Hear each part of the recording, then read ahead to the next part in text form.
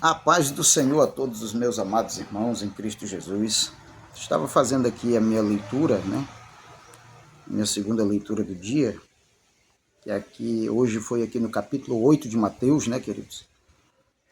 E uma coisa me chamou bastante atenção aqui na primeira parte do capítulo 8, nos quatro primeiros versículos desse capítulo 8, que fala sobre o leproso purificado. E interessante a gente observar aqui algumas palavras desse texto.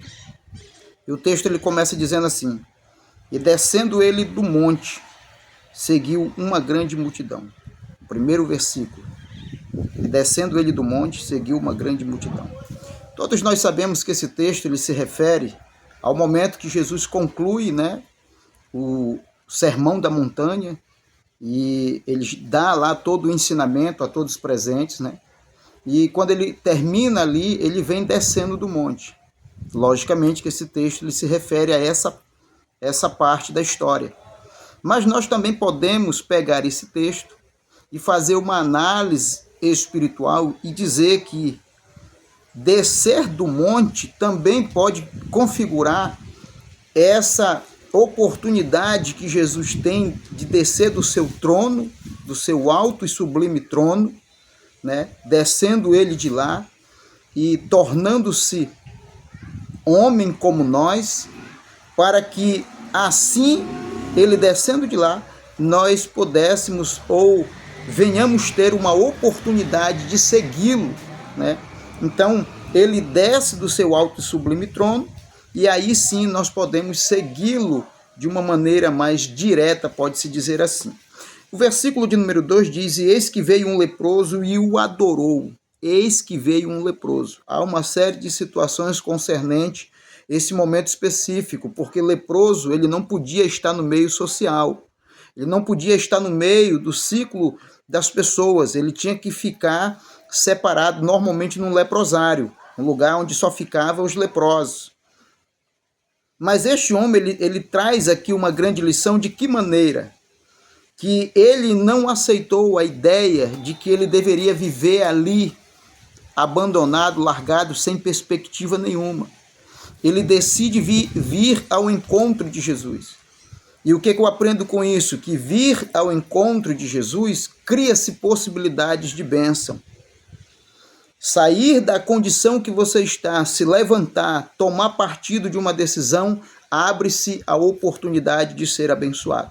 Este homem, ele toma uma decisão de sair daquela condição onde ele estava ali, de abandono, e ir em busca de Jesus. E chegando lá, diz o texto que ele adorou, Esta adoração é o reconhecimento de que Jesus ele é poderoso para fazer na vida daquele homem o que fez, que foi um milagre de restauração daquela lepra, e ao mesmo tempo dar-nos a oportunidade de sermos abençoados. Então, adorar aqui nesse texto refere-se a esse reconhecimento, esse entendimento de que Deus, na pessoa de Jesus, ele é excelso em tudo aquilo que ele é capaz de fazer.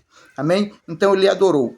E aí ele, na adoração, ele diz, reconhecendo, Senhor, se quiseres, podes tornar-me limpo. Então ele adora ao Senhor dentro deste reconhecimento. Se quiseres. Ele sabia que Jesus ele era poderoso o suficiente para fazer o milagre na vida dele, se assim ele quisesse fazer, se assim Jesus quisesse. Então ele entendia isso. Esta era a maneira da adoração que ele ofertou ao Senhor dentro desse reconhecimento de todo o poderio que havia na pessoa de Jesus e nas suas palavras.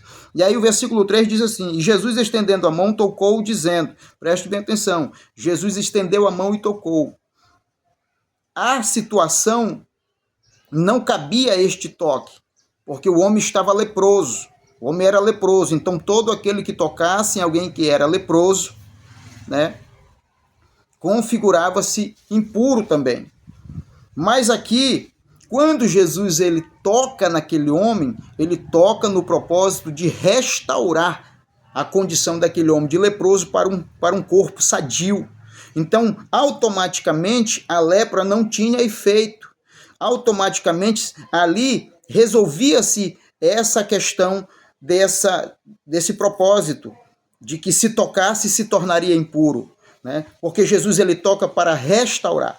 Então, se há uma impureza na nossa vida, no contexto espiritual, podemos assemelhar a questão pecaminosa. Se há uma impureza na nossa vida, essa impureza ela não mancha a pessoa do Senhor Deus na nossa vida. Pelo contrário, o Senhor ele vem para purificar a nossa vida, restaurar a nossa vida. Então, reconhecer o poder de Deus na nossa vida nos dá essa oportunidade de que o Senhor decida tocar em nós. Tocar em nós significa tratar conosco, nos dá uma oportunidade de transformação, mudar em nós, no nosso ser, aquilo que possa estar nos tornando impuro, imundo, concernente à questão do pecado. Então Jesus ele toca para trazer ao corpo daquele homem a saúde outra vez, né? E aí o versículo, seguindo o versículo 3, ele diz: e estendendo a mão, tocou, dizendo: quero ser limpo. E logo ficou purificado da lepra. Então Jesus ele disse: eu quero tocar em você, eu quero te tornar limpo. E assim Jesus fez, tocou e deu a palavra de ordem: você está curado, você está limpo. E assim aconteceu, porque a palavra de Jesus ela é poderosa para fazer aquilo que para o homem é impossível, para a palavra de Deus é simples, é nada praticamente, significa nada, não há resistência, qualquer problema, qualquer indiferença, qualquer impureza, qualquer pecado, não significa nada diante do poder da palavra de Deus.